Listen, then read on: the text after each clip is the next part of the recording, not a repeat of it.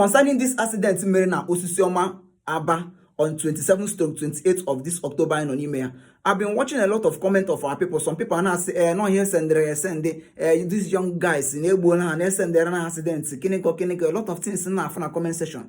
Now, let me tell you the honest truth. Wait a video, we share this video to other people to see this video.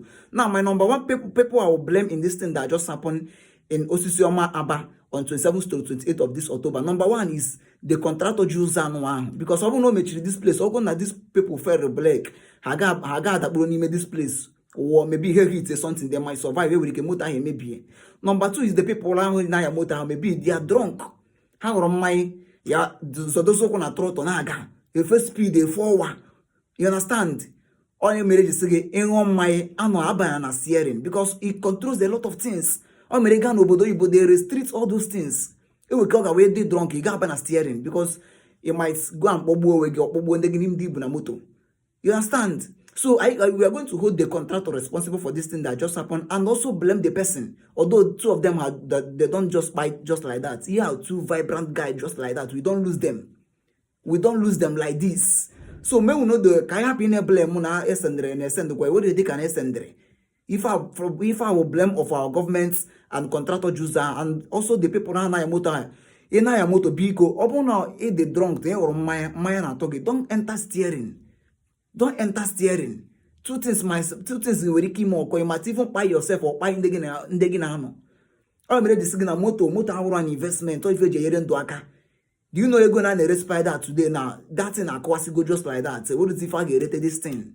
You understand? But about now nakiji abara now. One day, what if you game ogun no koko de abala?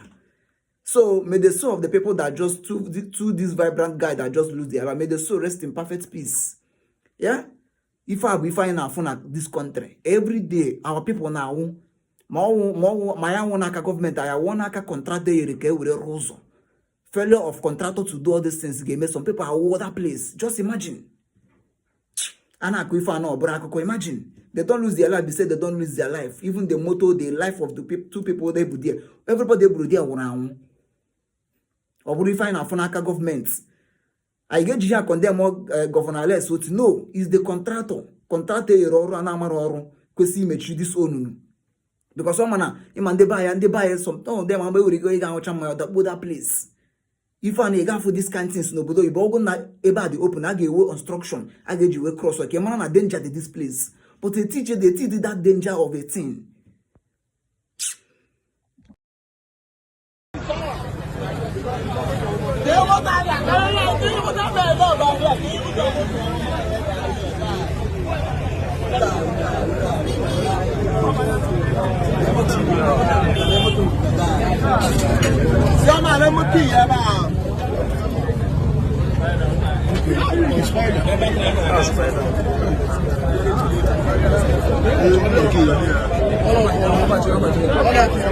Hello, brother.